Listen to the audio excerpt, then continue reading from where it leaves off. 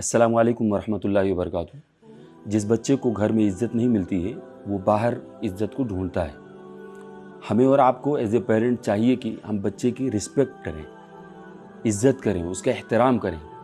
हर बच्चे की एक रिस्पेक्ट होती है, हर एक बच्चे का एक एहतराम होता है। उसके लिए हमें और आपको इस बात का ख्याल रखना होगा, क्योंकि हम जानते हैं कि बच्चों की बात हमें सुनना चाहिए। अगर कोई बात कर रहा है तो बच्चे की इज़्ज़त एक इज़्ज़त है, तो उसको आप ऐसे ही इग्नोर नहीं कर सकते हैं। उसका एहतराम करते हुए उसकी बात को आपको सुनना होगा। उसे शर्मिंदा ना करें, उसका मजाक ना उड़ाएं, उसकी हंसी ना उड़ाएं, आप उसके ज़मीर का ख्याल रखें। कभी भी आप अपने बच्चे को किसी दूसरे बच्चे से कंपेयर ना करें, उसका तकाबुल ना करें कि फ़लाँ बच्चा को देखो, फ़लाँ के बच्चे का देखो, उसके मार्क्स देखो, वो ऐसा ऐसा कर रहा है, उसका अंजाम देखो, वो कहाँ पहुँच गया।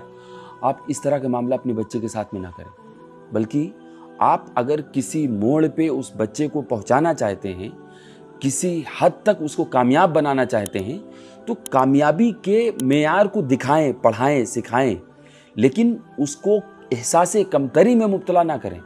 उसको कम बता करके आप उसकी इस्लाह ना करें।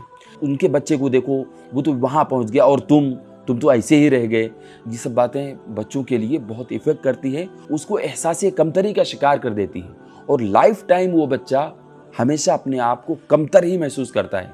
कहीं स्टेज पे आप खड़ा करना चाहेंगे तो वो बच्चा कॉन्फिडेंट हो करके वो कभी बात नहीं कर सकता है। वो हमेशा एहसास कमतरी का शिकार होगा, हमेशा कमतरी का एहसास होगा उसको कि मैं कमज़ोर हूँ, क्योंकि बचपन से माँ बाप ने उसको दूसरों के मुकाबिल में पेश किया है और हमेशा कहा है कि तुम कम हो और फलां के बच्चे ज़्यादा हैं। तो इसलिए अपने बच्चों को मोहब्बत दें, प्यार दें, उनको एहसास कमतरी का शिकार ना करें। मैं आपको बताऊं, अगर आप बच्चे की इज्जत नहीं करते हैं तो आज टीन एज में जो बच्चे या बच्चियां अफेयर का शिकार हो रही हैं, पता है आपको? एक वजह यह है कि आज उस बच्ची का जो रिस्पेक्ट होना चाहिए था घर में, वो नहीं हुआ। आज हम तू तड़ाक से बच्चे के साथ में बात करते हैं, उसकी इज्जत नहीं करते हैं, उसका एहतराम नहीं करते हैं। इस एज में वो बच्चा या बच्ची पहुंच गई है, उसको कोई बोलता है सुनिए, रिस्पेक्ट के साथ में बात करता है। फिर उसके बाद कोई कहता है कि आपकी आंखें बहुत अच्छी हैं, आप बात बहुत अच्छा कर लेती हैं, आप बहुत समझदार हैं। इस तरह की तारीफ जब घर के बाहर से उसके पास आती है तो वो बच्ची को महसूस ये होता है कि हमारा फ्यूचर तो यहाँ पर है, हमारे घर वालों ने तो आज तक हमें समझा ही नहीं। तो मेरे भाई, वो एक झूठी मोहब्बत होती है जो बाहर से आई होती है।